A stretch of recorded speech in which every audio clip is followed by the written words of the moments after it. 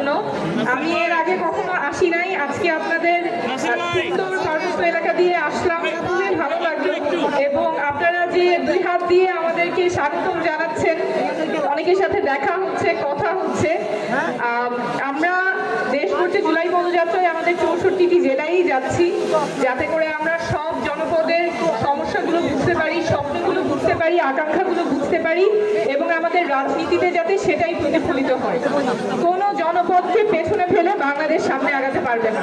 এবং রাঙামাটিবাসী যারা আছেন, এখানে যতগুলো সম্প্রদায় আছে, যতগুলো কমিউনিটি আছে, সবাইকে একসাথে নিয়েই বাংলাদেশকে সামনে আগাতে হবে।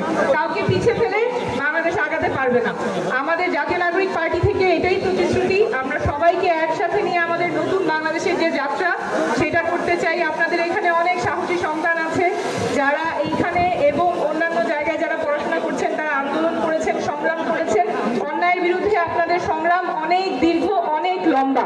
সেই সংগ্রামের প্রতি শ্রদ্ধা রেখেই আমরা সামনে আগাবো এবং আমাদের যে সংগ্রাম নতুন বাংলাদেশ গড়ার, যেখানে কারো প্রতি কোনো বৈষম্য থাকবে না, সবার অধিকার সংরক্ষিত থাকবে এবং এমন একটা সংবিধান থাকবে যেখানে শুধুমাত্র একটা দলের, একটা পক্ষের অথবা কিছু মানুষের অধিকার সংরক্ষিত থাকবে, কিছু মানুষের থাকবে না, এমন সংবিধান আমরা চাই না। আমরা নতুন সংবিধান চাই যেখানে সকল মানুষের অধিকার সংরক্ষিত থাকবে। সেই জন্যই আমরা বারবার নতুন সংবিধানের কথা বলছি।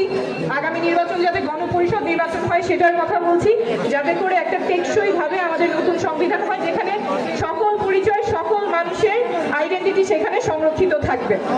এবং আমরা সংস্কারের কথা বলছি। আগের যে পুরোনো ব্যবস্থা যেখানে কিছু মানুষের অধিকার সংরক্ষিত থাকে, কিছু মানুষের থাকে না, সেই বাংলাদেশে আমরা ফেরত যাব না।